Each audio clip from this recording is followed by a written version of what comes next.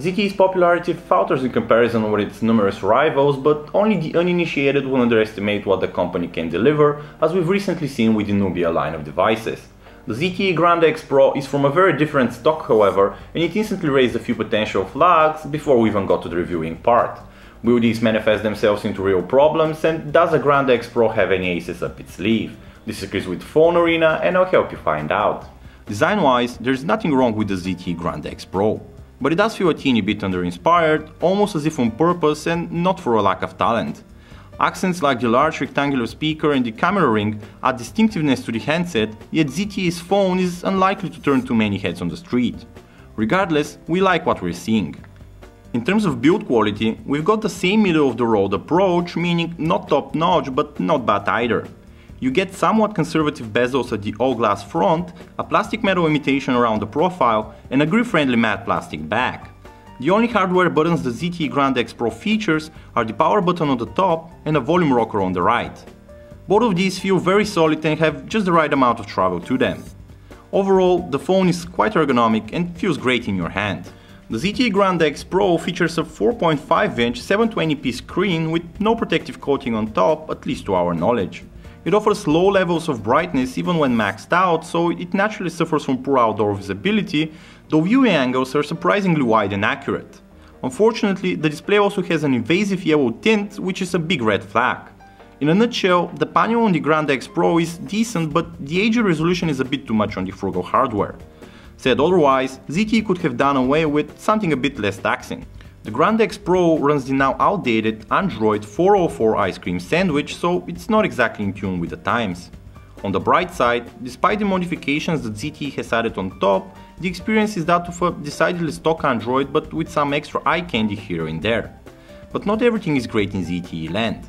For starters, the lock screen unlock really bugged us. You have to press the key and hold it for about a second, but even that feels like an eternity. This has actually been fixed with recent updates, which means that ZTE must agree as well. While still on the topic of the lock screen, it does offer some customizable shortcuts, which is a feature we always like, so it does get a thumbs up on this front. Lastly, with the exception of a bunch of extra toggles in the notification pane, the rest of the UI doesn't deviate nearly at all from Google's idea of Android, which is always a great thing. We mentioned that the screen on the ZTE Grand X Pro is putting pressure on the hardware, and here's why. It actually runs on a 1.2 GHz dual-core MediaTek chipset with a slow GPU. This is a lower-end 2012 era system on a chip built on a 40nm technology, so don't expect miracles. In fact, even scrolling through the UI feels kind of laggy, so much so that it prompted us to wonder whether it's a software issue. Regardless, Temple Run 2 class games run well, just don't expect to boot into Nova 3 and do some shooting, because that simply ain't happening. Turning to the memory side of the equation, we've got 1GB of RAM and 4GB of expandable storage. That's not bad, but it's still far from great. Browsing on the ZTE Grand X Pro is by no means perfect, but it's still pretty solid. That's thanks to the fact that the MediaTek chipset doesn't render the entire page in full detail right away, but rather only once you zoom in. This is a mixed blessing of course, but we actually find this approach preferable overall.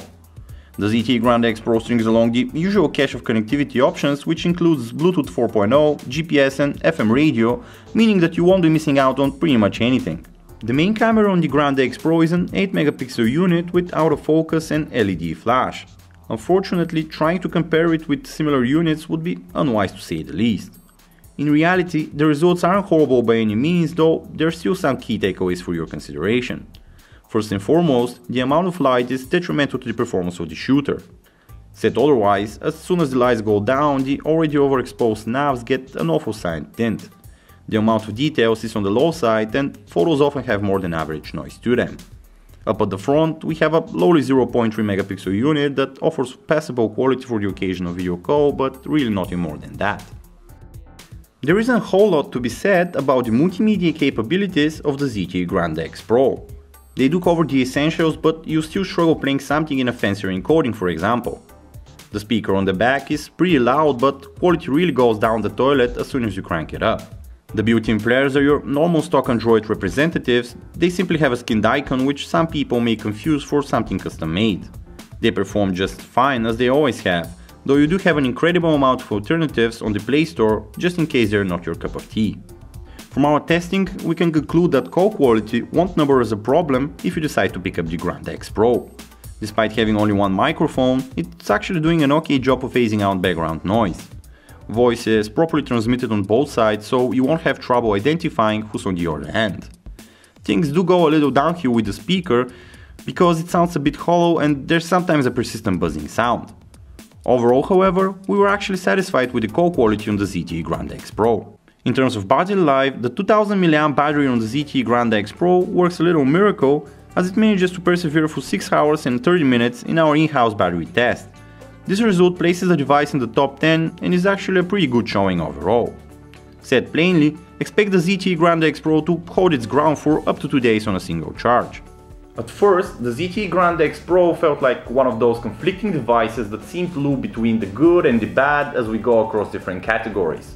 After spending some time with the device, however, it dawned on us that ZTE's handset is actually very uniform in its approach and it's decidedly middle of the road with just about everything.